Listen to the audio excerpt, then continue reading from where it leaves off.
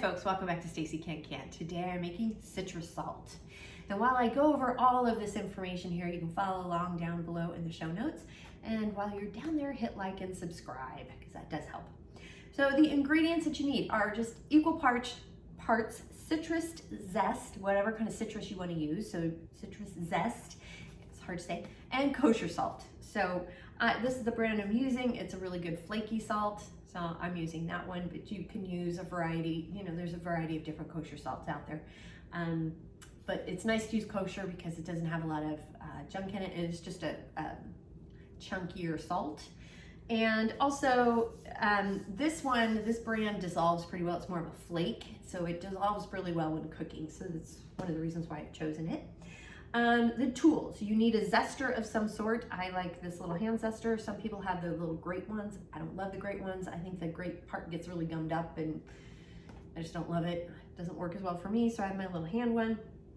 I've got a cookie sheet with some wax paper. You can just do this on a plate if you want, but I'm choosing to put wax paper down because once it dries, it'll be easier to then put it into whatever storage container you're using. So these are great DIY gifts. Fantastic. It's 'tis the season. This is doesn't cost a lot of money to make.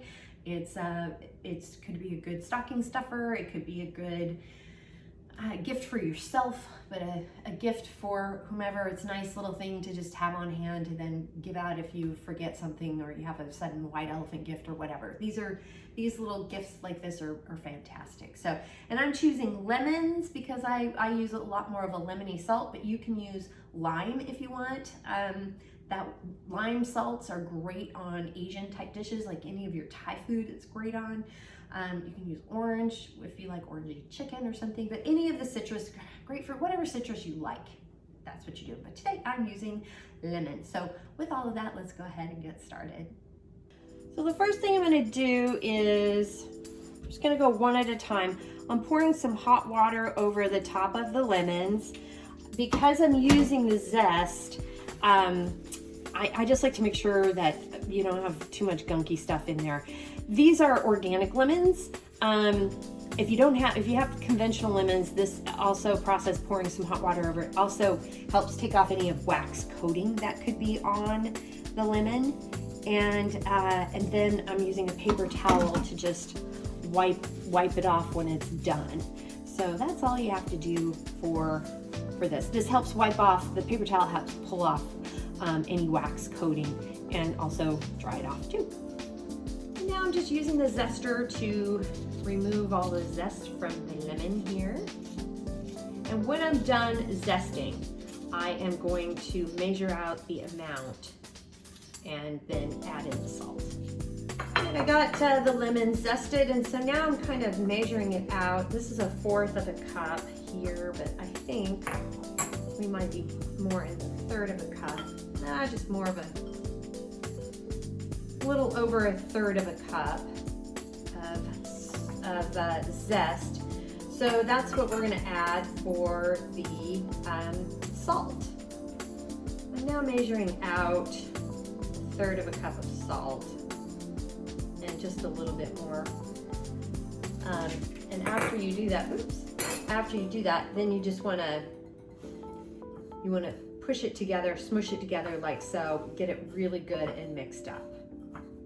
And don't be afraid to really get into the salt here and smush it all together.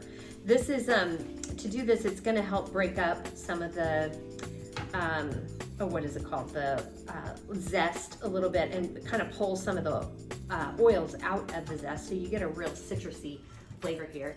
So that's pretty good. I think I got it good. And it feels pretty dry. So again, you're trying to do equal parts of zest and salt. I did add a little bit more salt because it felt a little bit wetter than I wanted it to.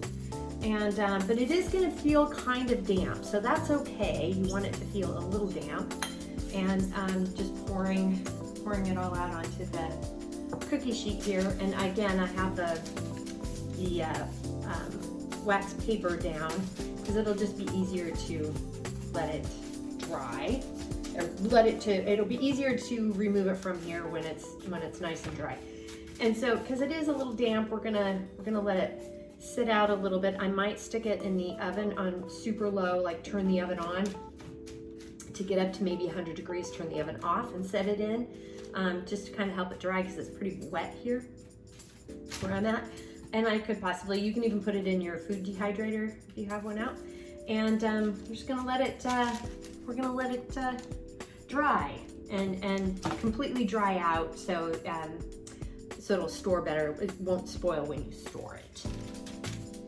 Because I'm a little pressed for time, I did put this in the oven. I turned my oven on and then let it kind of heat up to about 135 degrees, and then I shut it off and I stuck this in here. And it did, I put the whole cookie sheet in, and it did a really, really good job of dehydrating and drying out, I should say, which is dehydration. But it did a really good job of that. In fact, it's making it really easy for me to just kind of break up some of the lemon zest in here as well. And then I'm just using a fork to kind of just scrape it sort of to the middle, because I'm also gonna carefully, very, very carefully pick up the parchment paper here. I should say the wax paper. I use wax paper. You could use parchment paper, whatever works for you. Yeah, and be very careful. And just gives you a nice little easy way to transfer from the cookie sheet to whatever container you're going to use.